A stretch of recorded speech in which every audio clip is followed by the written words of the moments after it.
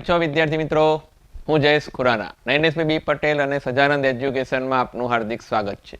આપણે સૌ જાણીએ છીએ મુજબ આપણે 12 સાયન્સ બાયોલોજીમાં બોર્ડ, ગુજકેટ અને નીટના MCQ with solution with textbook કરી રહ્યા છીએ.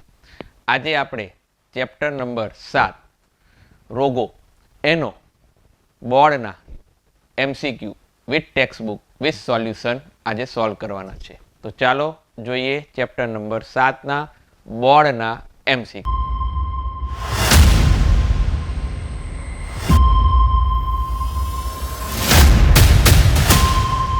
ચેપ્ટર નંબર 7 માનવ સ્વાસ્થ્ય અને રોગ બોર્ડના 2020 થી 2024ના MCQનું સોલ્યુશન વિથ ટેક્સ્ટબુક.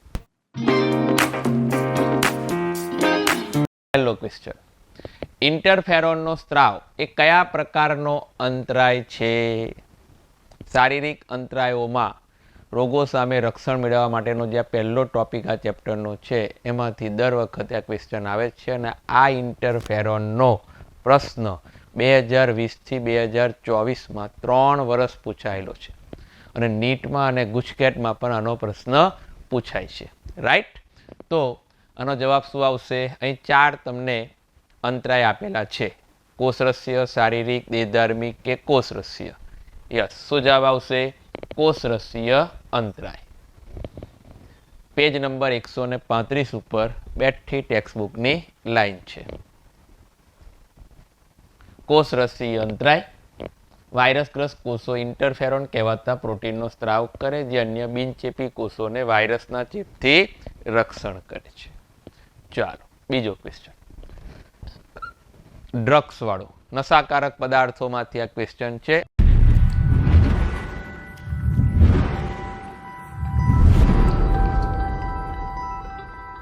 આ ટોપિકનો આ બીજો ઇમ્પોર્ટન્ટ પાર્ટ છે કે જેમાંથી પ્રશ્ન આવે છે.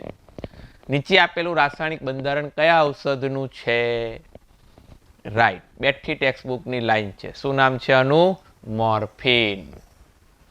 યસ, પેજ નંબર 142 ઉપર આ આકૃતિ, આ ફિગર આપણને આપી જ છે. મોર્ફિનનું રાસાયણિક બંધારણ.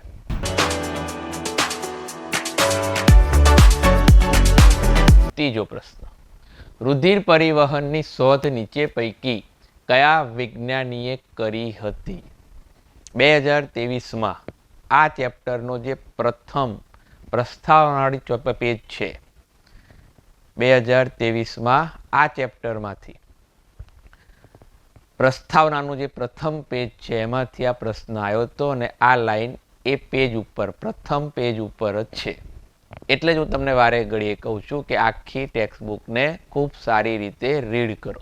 ક્યાંથી કેવી રીતે પ્રશ્ન પૂછાય એ કોઈ જાણતું નથી, પણ ટેક્સ્ટબુકમાંથી જ પ્રશ્ન આવે. આ પ્રશ્ન આ ચેપ્ટરના પ્રથમ પેજ ઉપર જ છે.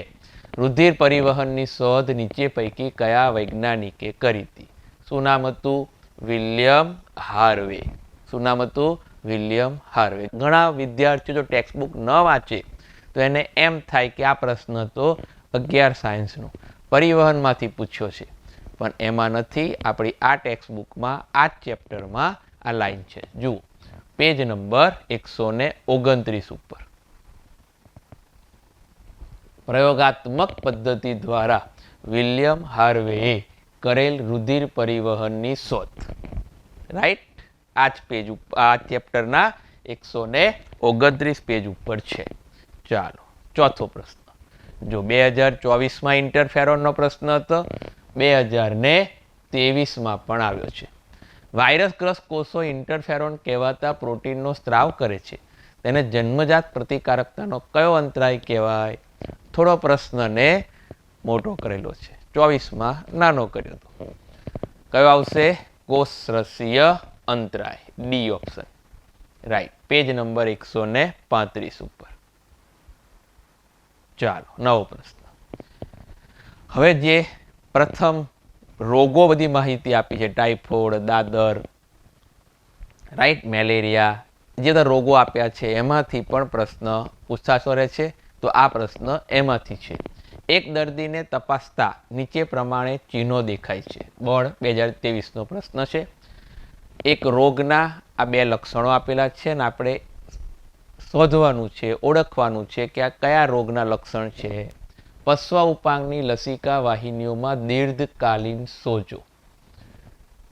પશ્વ ઉપાંગની લસિકા વાહિનીમાં દીર્ઘકાલીન સોજો શેમાં આવે છે? ફિલારિયાસિસ, હાથી પગો. રાઈટ? યસ, અહીં ફિલારિયાસિસ લખ્યું છે અથવા હાથી પગો પણ લખી શકે. જનનાંગો પણ આ રોગોથી પ્રભાવિત થયેલા દેખાય છે. આ બંને લક્ષણ શેના છે? ફિલારિયાસિસના. યસ. પેજ નંબર 133 ઉપર આ રોગની માહિતી છે. પશ્વ ઉપાંગની લસિકા વાહિનીઓમાં ધીમે ધીમે દીર્ઘકાલીન સોજો થાય, જેને ફિલારિયાસિસ કહેવાય, હાથી પગો કહેવાય. અને ઘણીવાર આ રોગથી જનનાંગો પણ પ્રભાવિત થાય છે. રાઈટ? ગુડ. ચાલો, નવો પ્રશ્ન. ફરી રોગોમાંથી પ્રશ્ન આવ્યો 2022માં. ટાઇફોઇડ રોગ માટે કઈ નિદાન પદ્ધતિ છે? યસ, એકદમ ઇઝી. કઈ? Widal test. કયો ટેસ્ટ? વિડાલ. બેઠી ટેક્સ્ટ બુકની લાઈન, પેજ નંબર 130 ઉપર. Widal test. સાલ્મોનેલા ટાઇફી દ્વારા કયો રોગ થાય છે? ટાઇફોઇડ. એના નિદાન માટે શું વપરાય છે? Widal test. પેજ નંબર 130 પરથી. ચાલો, 7મો પ્રશ્ન. પ્રાથમિક લસિકા અંગો કયા છે? લસિકાના ટોપિકમાં લસિકા અંગોની માહિતી હતી. પ્રાથમિક અને દ્વિતીયક લસિકા અંગો. આપણે જાણીએ છીએ કે પ્રાથમિક લસિકા અંગો કેટલા છે? 2 જ. એક અસ્થિમજ્જા અને એક થાઇમસ. અસ્થિમજ્જા અને થાઇમસ ગ્રંથિ બંને છે. તો ડીમાં લખ્યું છે એ અને બી બંને, એટલે ઓપ્શન આવશે ડી, એ અને બી બંને. પેજ નંબર 137 ઉપર છે. રાઈટ. અસ્થિમજ્જા, પ્રાથમિક લસિકા અંગો અસ્થિમજ્જા અને થાઇમસ. Page number 137. ચલો આગળ. ફરી ડ્રગ્સમાંથી પ્રશ્ન આવ્યો છે, નશાકારક પદાર્થોમાંથી પ્રશ્ન આવ્યો છે. મોર્ફિનના એસિટાઇલેશનથી પ્રાપ્ત થતું ડ્રગ્સ કયું?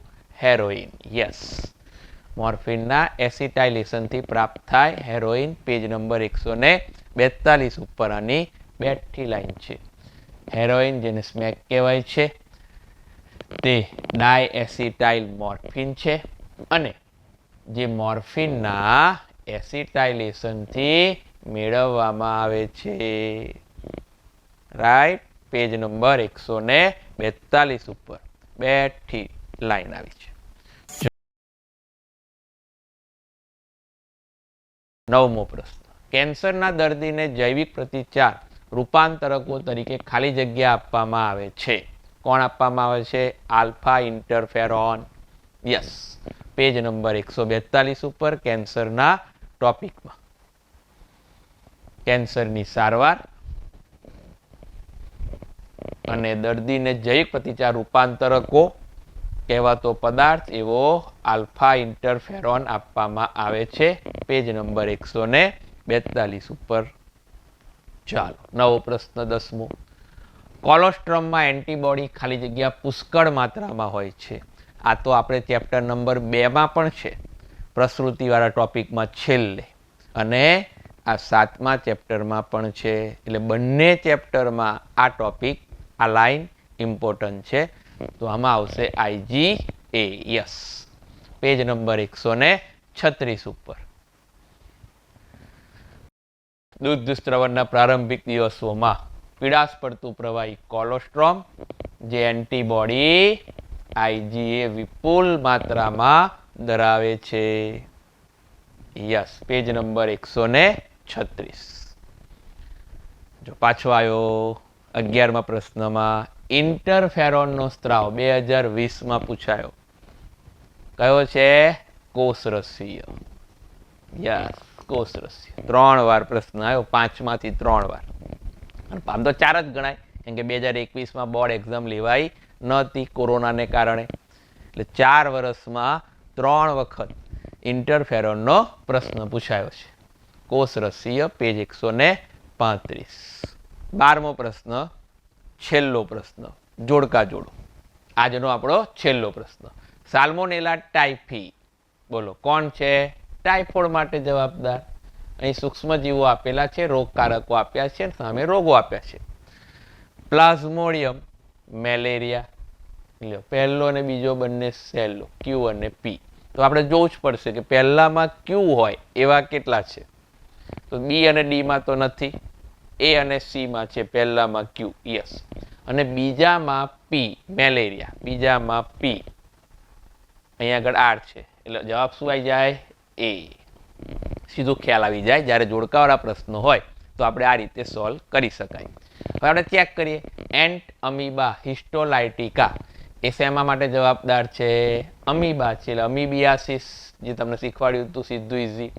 અને એપિડમાર્ફાઇટોન એટલે કોણ? દાદર, એટલે ત્રીજામાં એસ અને ચોથામાં આર, એટલે આવી ગયો એ. જવાબ આવ્યો એ. બેઠી ટેક્સ્ટ બુકની લાઈન છે, રોગોમાંથી છે, પેજ નંબર 130, 131, 132, 133, 4 પેજમાંથી 4 રોગોના રોગકારકોની માહિતી છે. જુઓ, સાલ્મોનેલા ટાઇફી ટાઇફોઇડ માટે જવાબદાર, મેલેરિયા પ્લાઝ્મોડિયમ, પછી અમીબિયાસિસ એન્ટ અમીબા હિસ્ટોલાઇટિકા, અને દાદર માટે એપિડમોર્ફાઇટોન, રાઈટ? એટલે 4 રોગોના 4. ક્લિયર? તો આ થયું બેટા આજે આપણે ચેપ્ટર નંબર 7 રોગોના ટોપિકના આ પ્રશ્નનું બોર્ડના MCQ 2020 થી 2024. આપણું સ્વાસ્થ્ય અને રોગોના ટોપિક ચેપ્ટરમાંથી આપણે આજના આ પ્રશ્નો સોલ્વ કર્યા with solution with text book. તો આ ચેપ્ટરમાં પણ આપણને જોવા મળ્યું કે બોર્ડના આ 5 વર્ષના 12 પ્રશ્નોમાંથી બધા જ પ્રશ્ન બેઠી ટેક્સ્ટ બુકની લાઈન. અને વિશેષતા શું આવી? ઇન્ટરફેરનનો 3 વાર પ્રશ્ન આવ્યો. તો વિદ્યાર્થી મિત્રો, આપણે શું કરશું? ચોપડી જ વાંચશું. નવા વિડીયો સાથે ફરી મળીશું. ત્યાં સુધી બધાને જય સ્વામિનારાયણ.